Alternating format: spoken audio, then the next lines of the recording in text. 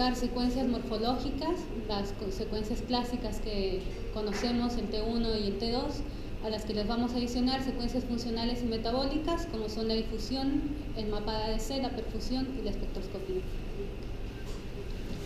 Dentro de las indicaciones de la resonancia multiparamétrica vamos a tener la estadificación locorregional, pacientes con un PSA en aumento con biopsia reiteradamente negativa, esto para orientar una nueva biopsia, sospechas de recaída local y control de radioterapia.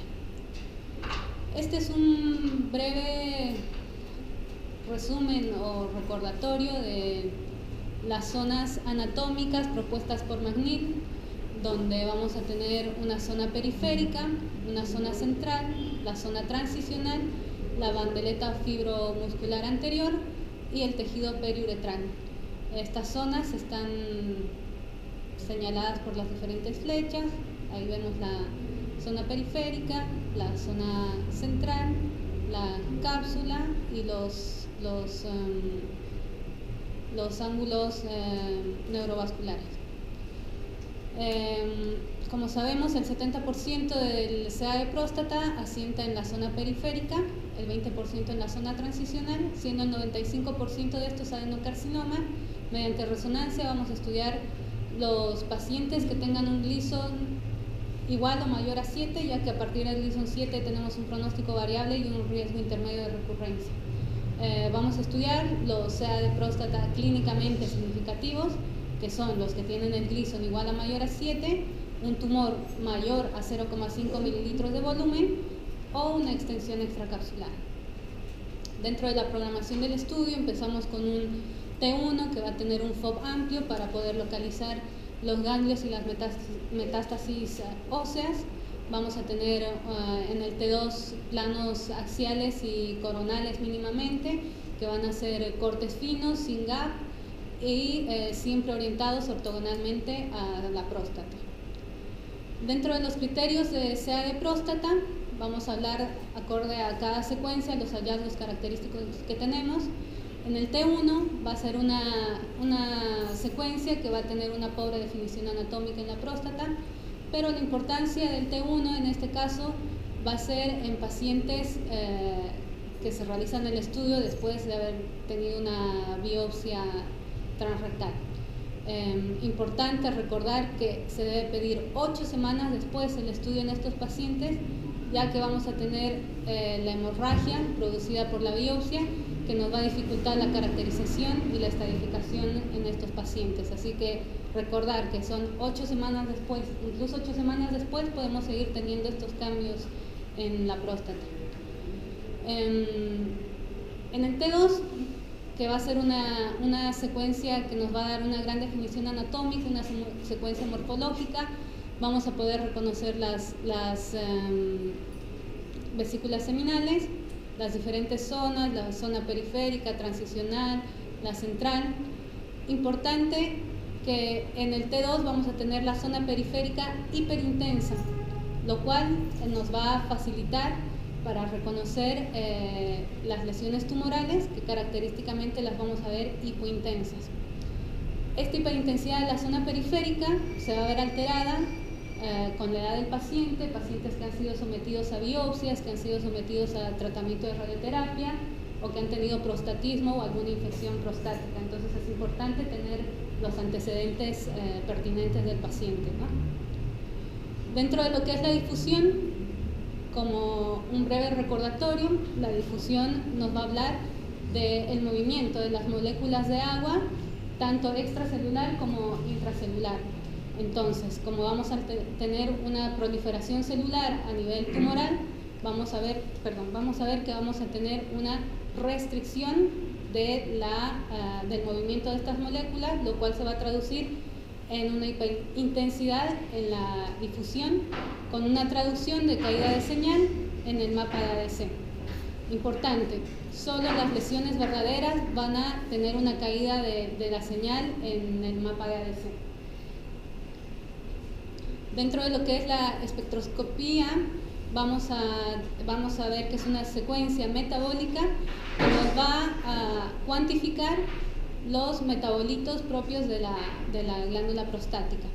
Esta es una curva normal donde tenemos un pico de citrato mayor a la colina y creatina, y este es un pico patológico de este paciente que se debe estudiar multivoxel, donde tenemos un aumento de la colina y disminución del citrato. Tenemos un índice, el índice creatina-colina-citrato, el cual cuando es mayor a 0,75 nos habla de una sospecha de malignidad. En este paciente era de 0,97. Dentro de lo que es la perfusión en la resonancia multiparamétrica, vamos a tener tres curvas características. Una con un ascenso del wash-in, con una persistencia del ascenso, la segunda con un ascenso y un plató, y la tercera con un wash-in y un claro wash-out. La tercera nos va a hablar de la probabilidad de malignidad. Sin embargo, muchas veces se observan estas dos curvas también en pacientes con CA de próstata. Lo importante, como en el caso de este paciente, estudiar la zona de sospecha versus una zona no patológica. Aquí claramente vemos la diferencia de las curvas de una zona no patológica con la zona de sospecha, confirmando el diagnóstico junto con las anteriores secuencias. Recalcar que todas las secuencias son importantes, todas suman, ninguna es más o menos que la otra, todas nos van a llevar al diagnóstico manejándolas en conjunto. Dentro de la estadificación, el CA de próstata se estadifica mediante el TNM. La importancia va a ser en diferenciar los tumores T3 en la resonancia, del T2 a T3. ¿Y cómo vamos a hacer esto? Viendo una extensión extracapsular del tumor, viendo una obliteración de los ángulos rectoprostáticos, un compromiso del ángulo neurovascular o una infiltración a las vesículas seminales, que puede ser una infiltración directa, como es este caso, o una infiltración que no vaya a estar necesariamente relacionada con el tumor primario. Dentro del seguimiento post-tratamiento, la resonancia multiparamétrica se puede realizar en pacientes con prostatectomía radical, con radioterapia o que tengan bloqueo hormonal. La importancia que los pacientes con radioterapia, post-radioterapia, van a tener una próstata uniformemente hipoisointensa. Entonces vamos a perder esa hiperintensidad que habíamos señalado importante para poder ver las zonas de sospecha. Y es ahí donde van a tener mayor relevancia las secuencias funcionales y metabólicas. Bueno, ¿qué es el PIRADS? El PIRADS es un sistema que se ha originado inspirado en el BIRADS, que va a ser un sistema de datos y reporte de la imagenología de la próstata, que nos va a permitir categorizar los datos, lo cual nos va a ayudar en el diagnóstico, en la reproductibilidad y comparación de los diferentes estudios realizados en el paciente. Está diseñado para su estandarización global, con el objetivo de disminuir las variaciones en la adquisición, interpretación y la presentación de los informes en resonancia multiparamétrica. No sé qué.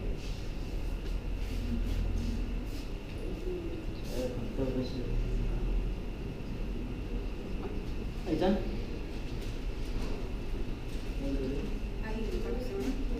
Bien. El PIRADS nos propone este mapa sectorial, donde vamos a tener 39 sectores, 36 asignados a la glándula prostática, 2 a las vesículas seminales y 1 al esfínter uretral externo. Va a dividir la próstata en una zona de la base, una zona media y el ápex. Y lo que vamos a tener es las diferentes zonas que ya las habíamos visto tanto en el esquema como en la secuencia de T2, y las va a dividir en anterior, posterior, lateral o medial, acorde al sector donde estemos. Esto para una localización más fidedigna del tumor, para facilitar el seguimiento, los futuros estudios, para facilitar la ubicación del tumor tanto para el urólogo, el oncólogo o el radioterapista. El PIRADS va a tener una puntuación de 5, siendo 1 muy baja, 2 baja, 3 intermedia, 4 alta y 5 muy alta probabilidad, siempre hablando de la presencia de cáncer clínicamente significativo.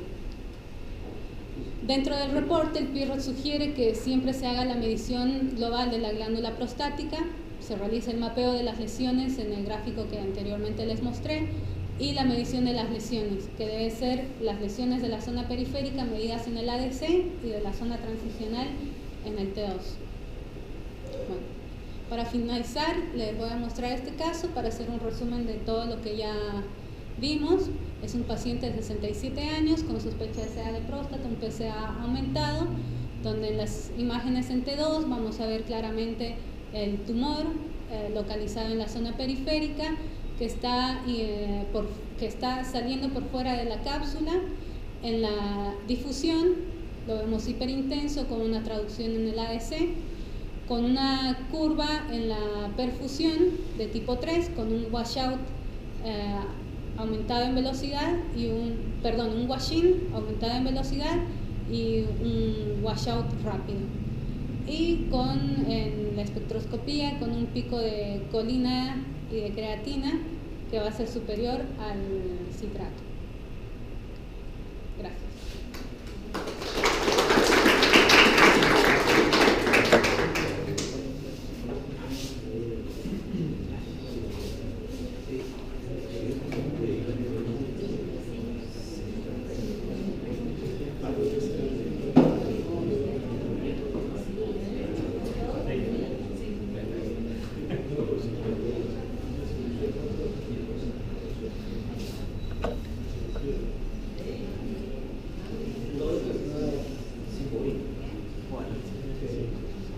Bueno, yo le voy a hablar de PET-CT, PET-resonancia con carbono 11 colina.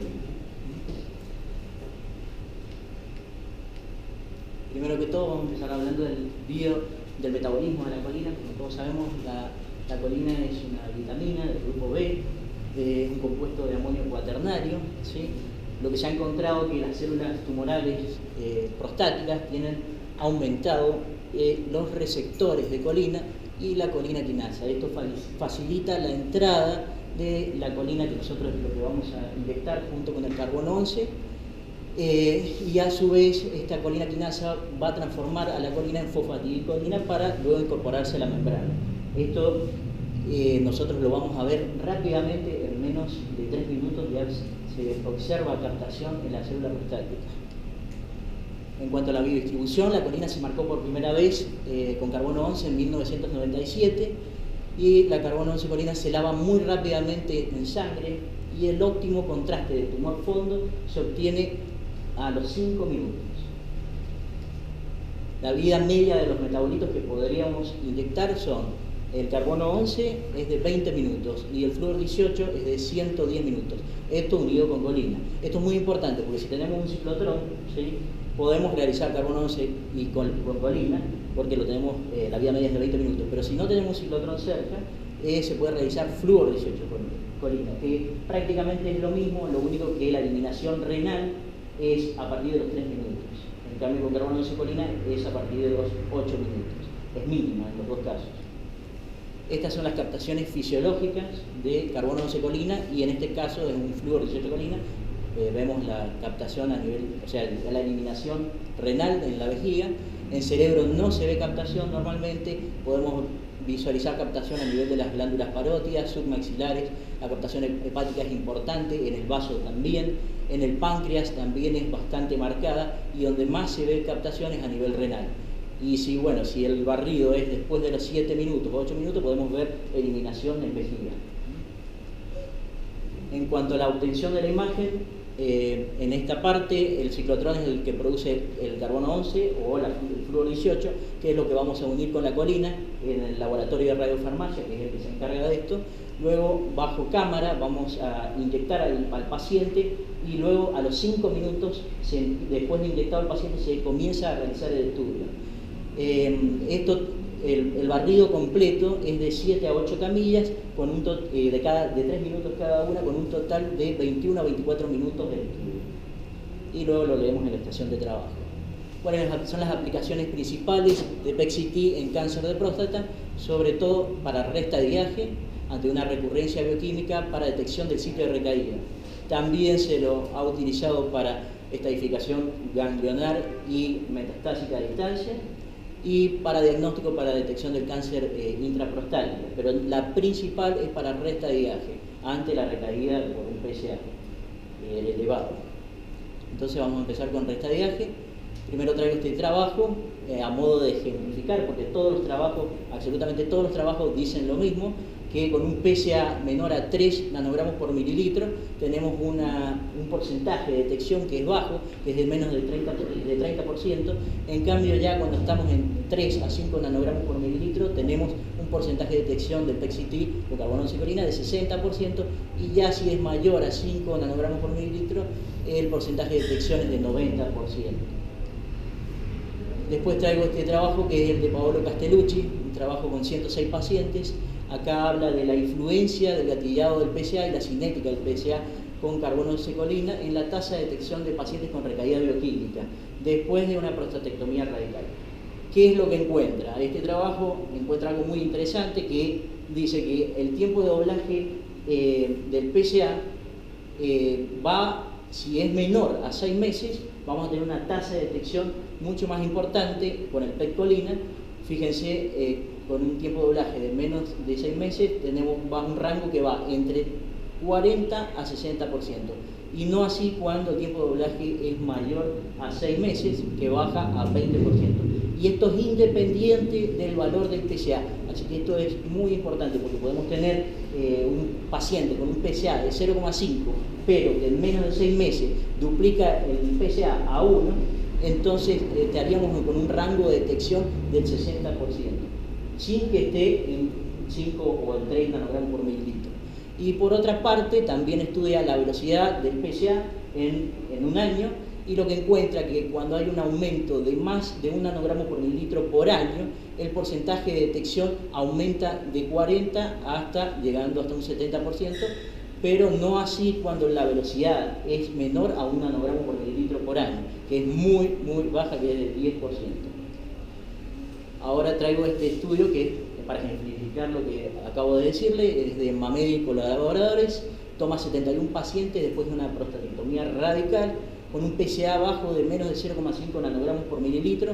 El PET tuvo una tasa de detección del 21%, ¿sí? 15 de 71 pacientes. Pero lo importante de esto es esto, que de estos 15, los 14 eran positivos cuando el tiempo de duplicación era de menos de 6